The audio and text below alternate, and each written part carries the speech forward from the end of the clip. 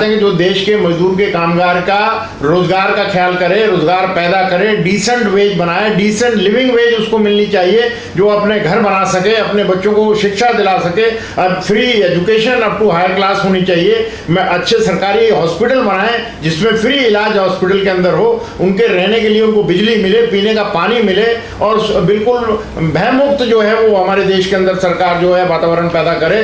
कोई क्राइम हमारे देश में ना रहे, कोई बदमाशी हमारे देश में ना है। जितना भी ब्लैक मनी है वो देश के अंदर से आम देश के जनता के बीच में आकर उनके फायदे में काम करे। ये मेरा मानना और ये मेरी अपील भी है हमारे देश के मजदूरों से कि ऐसी पूंजीपति सरकार को सबक सिखाना बहुत जरूरी है।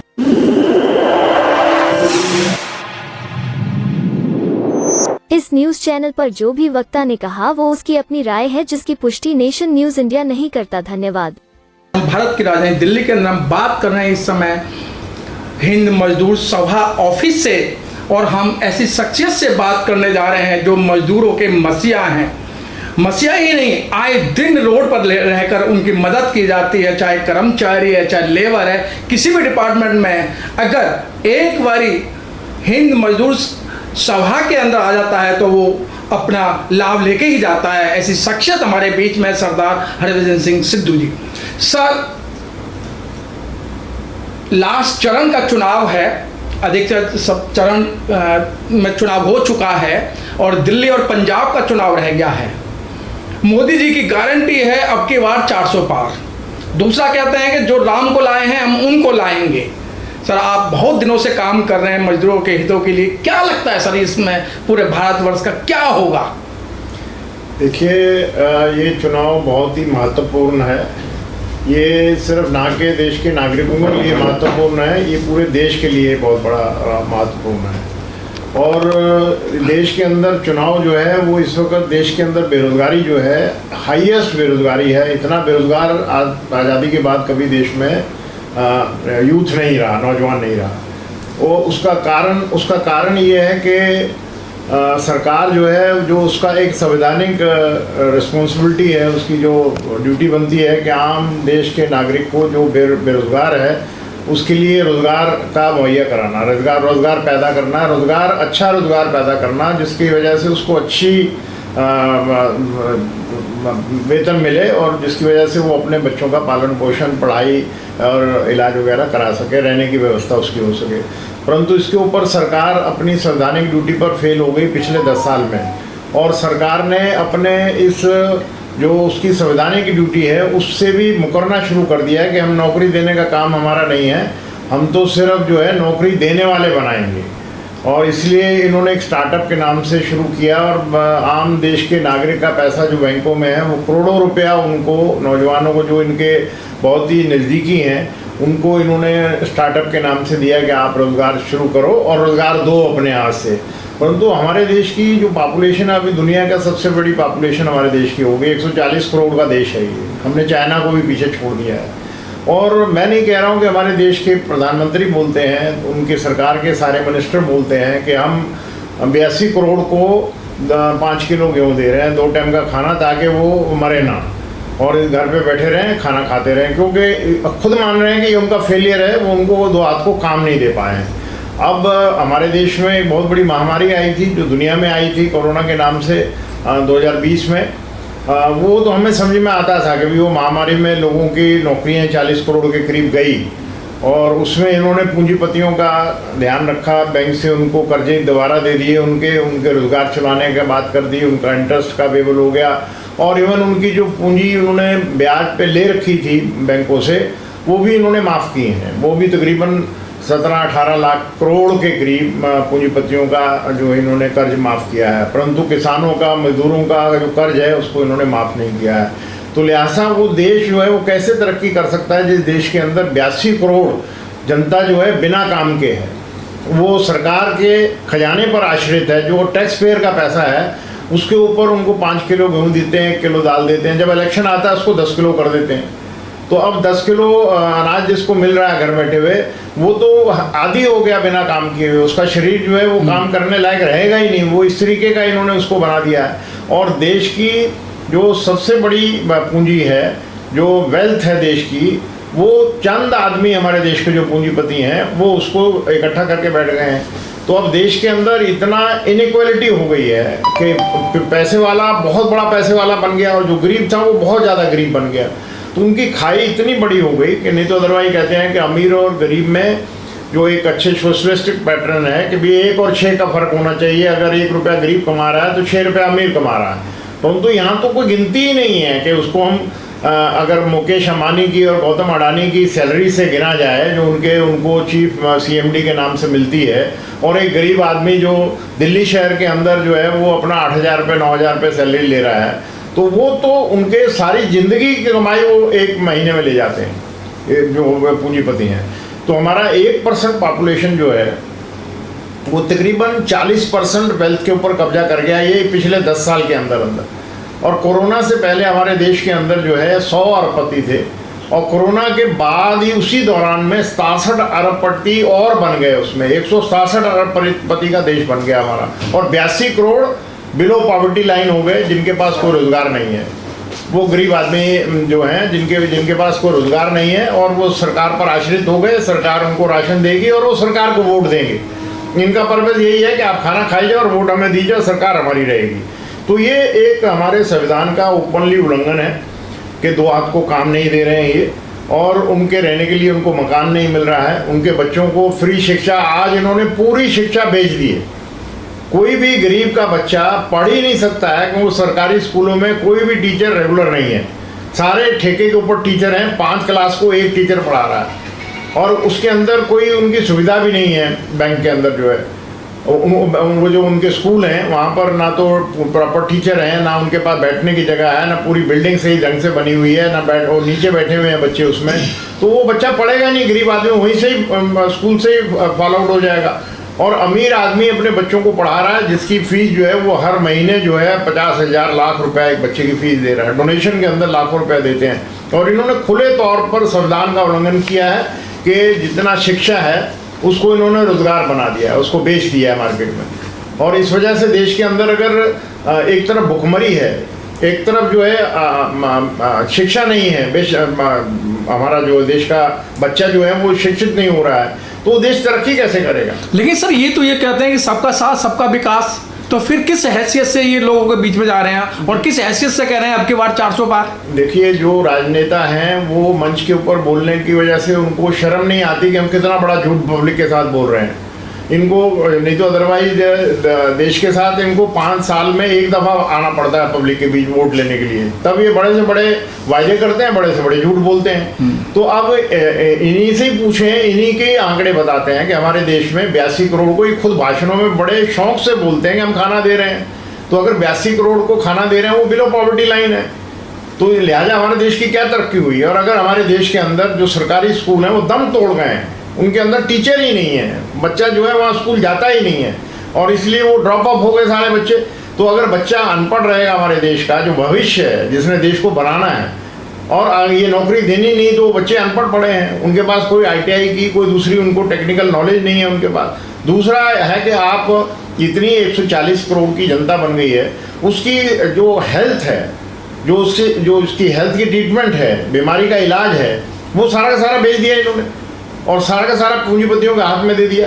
और पूंजीपति जो है उसके अंदर जो अमीर है, जिसके पास पैसा है, वो अपने को बचा सकता है, इलाज करा सकता है। गरीब आदमी उस हॉस्पिटल के नज़दीक भी नहीं जा सकता है, गेट के नज़दीक नहीं अंदर घुस सकता है वो। और सरकारी हॉस्पिटल जो है वो दम तोड़ रहे हैं, वहाँ पे सब डॉक्टर ठेके पे हैं, नर्सिस ठेके पे हैं, वहाँ पर पैरामेडिकल स्टाफ है ही नहीं है, वहाँ पर मेडिसिन नहीं है, फार्मासिस्ट नहीं है, और दवाइयाँ जो हैं वो सब बिल्कुल घटिया किस्म की दवा आ रही है जिसको खाने से और बीमार हो जाएगा मरीज, बच ही नहीं सकता है। तो लिहाजा ये सारे हॉस्पिटलों का जो इन्होंने हाल किया है पूरे देश के अंदर, वो एक अपनी कॉन्स्टिट्यूशनल ऑब्लिगेशन से जो उसकी ड्यूटी है सरकार की, ये वायदे हैं, इनको ये संविधान के हिसाब से चलना चाहिए। एक तरफ संविधान को ये माथा टेकते हैं और दूसरी संविधान को जो है अलमारी में बंद करके अपने हिसाब से पूरे देश को चलाने का काम कर रहे हैं। तो आज हमारे देश में अगर 1% पॉपुलेशन जो है वो 10 साल के अंदर 40% वेल्थ के ऊपर कब्जा कर गई है, तो आप अगर टोटल देखें तो हमारे गरीब आदमी के पास तो देश में 90% एसेट्स तो गरीब अमीर आदमी के पास चली गई। तो हमारे गरीब आदमी के पास तो कुछ बचा ही नहीं है। वो तो बेचारा बैठ के रोटी खा रहा है, इनके आश्रित हो गया और तारीफ कर रहा है कि हमारे को अन्न मिल रहा है खाने के लिए। सर गरीब आदमियों की तो नवाज पकड़ ली ना सर इन्होंने। गरीब आदमियों को चाहिए था मंदिर, तो मंदिर की वो वाहवा कर रहे हैं, तो उन्हें उससे ज़्यादा गरीब आदमियों को मुंह नहीं खोलने दे रहे हैं ना सर। वो तो कह रहे हैं मंदिर बन गया, मंदिर की शोर शराबा है। देखिए जी, जो धर्म है, धर्म हर एक आदमी की आस्था है। वो किसी भी धर्म को अगर मानता है, हमारे संविधान में लिखा है कि हमारे हिंदुस्तान के अंदर सर्वधर्म सम्मान है। तो मंदिर बना दिया है, सुप्रीम कोर्ट के आदेश से बना है, क्योंकि वो एक डिस्प्यूटेड इशू बहुत पुराना चल रहा था। उसके अंदर बहुत बुरी तरह से एक सोसाइटी में खाई बन गई थी, जहाँ एक गांव में दोनों भाई रहते थे, एक मुस्लिम है एक हिंदू है। वो सब अपने दिन त्यौहार में मिलते जुलते थे, परंतु उनके अंदर ऐसा तनाव पैदा हो गया है। तो राम मंदिर बना है, वो अच्छा काम है, उसमें किसी को कोई एतराज़ नहीं है। परंतु आप राम मंदिर के नाम से आप इलेक्शन जीतने का काम करेंगे, ये तो घोर अन्याय है। ये हमारे संविधान का बिल्कुल उल्लंघन है। ये सारा का सारा हमारा जो इलेक्शन कमीशन है वो सोया हुआ है, वो इन चीज़ों के ऊपर बिल्कुल ध्यान ही नहीं दे रहा है। सर जब से चुनाव स्टार्ट हुआ है और इनका शोर है, जो राम को लाए हैं हम उनको लाएंगे, लेकिन चुनाव आयोग ने कभी भी इसका संज्ञान नहीं लिया। नहीं, वो अपनी ड्यूटी से लापरवाही कर रहा है। उसकी जो भी इलेक्शन कमीशन है, ये उसकी ड्यूटी है। उसकी ड्यूटी लिस्ट में लिखा है कि वो निष्पक्ष चुनाव कराए, और निष्पक्ष चुनाव कराने में जो पॉलिटिकल पार्टीज़ हैं, जो उनके मैनिफेस्टो हैं, वो मैनिफेस्टो पर लोगों को बताएं कि हमारे मैनिफेस्टो में ये लिखा है कि हम इतने करोड़ नौकरी देंगे। जो हमारी इस वक्त रूलिंग पार्टी है, इन्होंने जो पहला चुनाव 14 में हुआ था, इन्होंने कहा था कि हम 2 करोड़ नौकरी हर साल देंगे, क्योंकि हमारा देश जनसंख्या में सबसे बड़ा है। और 2 करोड़ नौकरी देने का मतलब है कि 10 साल में 20 करोड़ को नौकरी मिल जानी चाहिए। तो अब ये कहते हैं कि साहब नौकरी तो हमने दे दी, वो वहाँ पे गाड़ियाँ बनती हैं, ट्रक बनते हैं, उनके क्लीनर हैं, ड्राइवर हैं, स्कूटर चलाने वाला है, ये सब हमने नौकरियाँ दी। सर इसके लिए तो अमित शाह ने पहले ही कह दिया था, ये तो जुमला है, राजनीति में ऐसे जुमले चलते हैं। प्रधानमंत्री ने बोल दिया, कोई बात नहीं है। लेकिन सर बात आती है चुनाव के, अभी तक ITI डाली गई थी और ITI में कल पता लगा है 20 लाख मशीन जो EVM है उनका पता नहीं है। ना चुनाव आयोग इसका जवाब दे रहा है, सुप्रीम कोर्ट में इसकी पिटीशन है, तारीख पर तारीख पड़ रही है, लेकिन उन मशीनों को कुछ पता नहीं है। और आपने देखा कि जो EVM मशीन है और EVM का जो लॉ है, उसके पास तक चाहे प्रिजाइडिंग ऑफिसर है, चाहे चपरासी है, मोबाइल लेके नहीं जा सकता है, लेकिन ये सारे काम चल रहे हैं। नहीं, उसमें देखिए, अब जो इलेक्शन कमीशन है वो इंडिपेंडेंट संस्था है, जो निष्पक्ष चुनाव कराने की उसकी ड्यूटी है। और अगर वो सरकार द्वारा उसको नियुक्त किया गया है और उनके ऊपर मेहरबानी करके उनको election commissioner, chief election commissioner बनाया गया है, तो वो सरकार के दबाव में काम कर रहे हैं, जो देश के आम नागरिक के जो है वो अन्याय कर रहे हैं देश के उनके साथ, उनको धोखा दे रहे हैं, हमारे संविधान का उल्लंघन कर रहे हैं। ये जो पुलिस है उसकी ड्यूटी है कि देश के अंदर क्राइम को ख़त्म करना, लॉ एंड ऑर्डर को मेंटेन करना। अगर पुलिस ही जो है वो गुंडों से मिल जाएगी और देश के अंदर अनार्की फैलाना शुरू कर देगी और गुंडों को पालना शुरू कर देगी, तो फिर पुलिस ही फेल हो गई, फिर देश के नागरिक को उसकी सुरक्षा कहाँ मिलेगी। अब कल को हमारी आर्मी अगर वो बॉर्डर पे ऐसे अपनी जिम्मेवारी से भाग जाए, तो हमारे देश में कोई भी आकर कब्जा कर लेगा हमारे देश के अंदर। तो इसलिए हर एक सरकारी कर्मचारी को अपनी जो उसकी ड्यूटीज़, रिस्पॉन्सिबिलिटीज़ हैं, जो लेट डाउन है, टर्म्स ऑफ रेफरेंस में लिखा है, उनके जो कंडक्ट रूल में लिखा है, उनकी ड्यूटी रिस्पॉन्सिबिलिटी बड़ी डिफाइंड है। तो लिहाजा इलेक्शन कमीशन को इसमें बड़ा सख्ती से पेश आना चाहिए कि भाई आप EVM से अगर चुनाव करा रहे हैं और EVM को सुप्रीम कोर्ट ने भी अभी उसके ऊपर निरस्त नहीं किया है, वहाँ पर भी लोगों की शंकाएँ हैं। मेरे हिसाब से देश का 30-40% लोग बाग कहता है कि इसमें बेईमानी होती है। तो अगर मैं कहता हूँ 1% भी लोग बाग शंका पैदा करें, उस शंका को दूर करने की रिस्पॉन्सिबिलिटी सरकार की और इलेक्शन कमीशन की है। सर पहले वीवीपैट के अंदर व्हाइट ग्लास आया करता था, जिसके अंदर चेहरा देखा जाता था या उसका चुनाव चिन्ह देखा जाता था, लेकिन सर अब वो व्हाइट ग्लास हटा के उसको कलरफुल शीशा कर दिया गया है। तो इसमें भी लोगों ने ऑब्जेक्शन किया है कि कलर शीशा तुरंत जो है उसको चेंज कर देता है। नहीं, उसमें देखिए ऐसा जो पढ़ा लिखा आदमी है, जिसको इसका ज्ञान है, जिसने ये पढ़ा हुआ है सर्कुलर की वीवीपैट है क्या चीज़ है, वो तो ज्ञान कर सकता है। मेरे हिसाब से 70% वोट डालने वाले को मालूम ही नहीं है वो वीवीपैट होता क्या है जी, और वो उसको वोट डालते वक्त उसको देखना भी है कि नहीं देखना है, इतना समय नहीं होता उसको। सर मात्र जो बुजुर्ग लोग हैं वो 7 सेकंड के अंदर वीवी पैड के अंदर क्या देख लेंगे कि हमने किसको वोट दिया है। मैं कह रहा हूँ 60% को मालूम ही नहीं वीवी पैड क्या होता है। जो कुछ चंद आदमियों को पड़ा उसको अंदर वो जो वोट डलवा रहे हैं वो रुकने नहीं देते हैं। वो कहते हैं आप बटन दबाओ और बाहर जाओ। तो लिहाजा इसके अंदर ये इंसाफ नहीं हो रहा है, ईमानदारी से चुनाव नहीं हो रहा है, और जिसकी वजह से लोग बाग नासमझी में अपना डंका ठोक रहे हैं कि हम 400 पार जाएंगे। 400 पार का कोई मैथमेटिक्स ही नहीं है कि किस मैथमेटिक्स से आप 400 पार जाएंगे। परंतु अभी परसों जो हमारे माननीय प्रधानमंत्री जी ने वो जो बीजेपी का अपना चैनल है इंडिया टुडे, इंडिया वाला, राजेश शर्मा के उसमें जो भी उन्होंने पहले से प्री प्लान के तरीके से बोला है, उन्होंने कहा मैंने तो सारे अपोजिशन को बेवकूफ़ बना दिया, मैंने 400 पार का बयान दे दिया, सारा इलेक्शन 400 पार में निपट गया, ये उसी में उलझे रहे।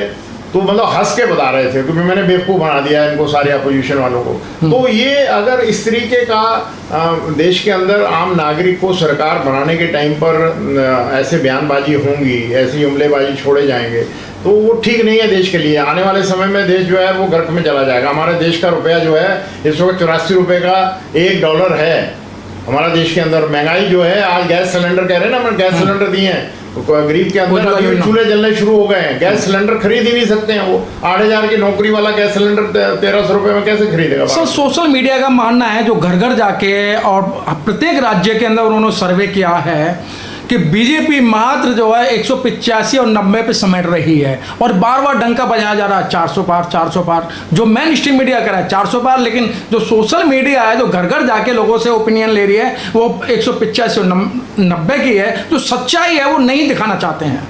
सोशल मीडिया तो देखिए अभी वो सरकारी पब्लिक रिलेशन ऑफिसर सरकार का बन गया है। वो PRO हैं, उनके जितने भी उनके एंकर हैं वो ऐसी भाषा बोलते हैं कि उनको सुनना भी आदमी पसंद नहीं करता है, BP हाई होना शुरू हो जाता है। इस तरीके की बेवकूफ़ी वाली बातें वो करते हैं जी। और अब राजेश शर्मा जैसा जो एक गरीब घर में पैदा हुआ था और आज वो करोड़ों रुपए का मालिक है, वो किस तरीके के सवाल करता है, जैसे वो पब्लिक को बेवकूफ़ समझता है कि देश की जनता जो बेवकूफ़ है और मैं ये बहुत बड़ा विद्वान हूँ और मैं जो बोल रहा हूँ पब्लिक मेरी बात पे विश्वास करेगी। उस पर मजाक आता, हंसी आती है कि वो बंदा कैसे मतलब कि बचकानी हरकतें करता है। दूसरे आप जो चौधरी एक है और दुनिया भर के टेलीविजन में वो एक देवगन है, दूसरे उनके नाम लेने भी अच्छे नहीं लगते हैं हमारे को। इस तरीके का देश को गुमराह कर रहे हैं, वो गुमराह कर रहे हैं, क्राइम कर रहे हैं देश के साथ। ये क्राइम है ये। सर चलते चलते आपको इंडिया ही नहीं आपके विदेश के लोग भी देख रहे हैं और सभी राज्य के लोग देख रहे हैं जिस तरीके से आपने काम किया, मजदूरों के मसीहा हैं। सर उनको क्या संदेश देना चाहते हैं? और सर कल दिल्ली के अंदर महापर्व है और कल दिल्ली के अंदर चुनाव होने जा रहा है। देखिए जी, दिल्ली के अंदर तकरीबन 1.5 करोड़ के करीब कामगार है, 3.5 करोड़ पॉपुलेशन है देश के अंदर। मैं कह रहा हूँ कि ये सरकार पूंजीपतियों की समर्पित सरकार है और इसने आज तक देश की आज़ादी के बाद जितना कठोराघात और जितने हमले मजदूरों के हकों के ऊपर किए हैं आज तक किसी सरकार ने नहीं किए। ये सरकार जो है ये कस्टोडियन है देश के, जो निर्माण करता है मजदूर जो है उसकी रक्षा करना इनका धर्म है का, ये फंडामेंटल राइट है।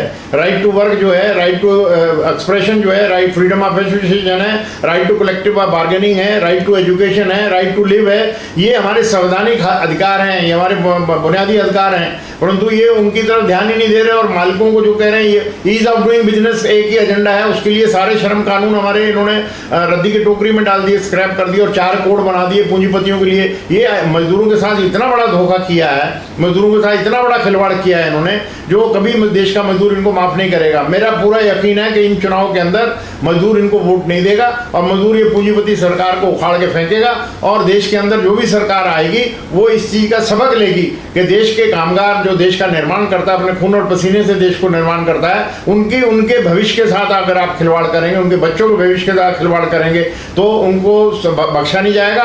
और जो संविधान के वो ध्यान नहीं रखेगा, उसका मजाक उड़ाएगा, उनको आने वाले समय में कभी भी देश के अंदर पब्लिक जो है राज करने के लिए मौका नहीं देगी। सर अपील की बात है, सर अपील क्या करना चाहते हैं? सर मेरी अपील यही है कि जो पूंजीपतियों की सरकार है वो देश के निर्माणकर्ताओं का साथ धोखा किया।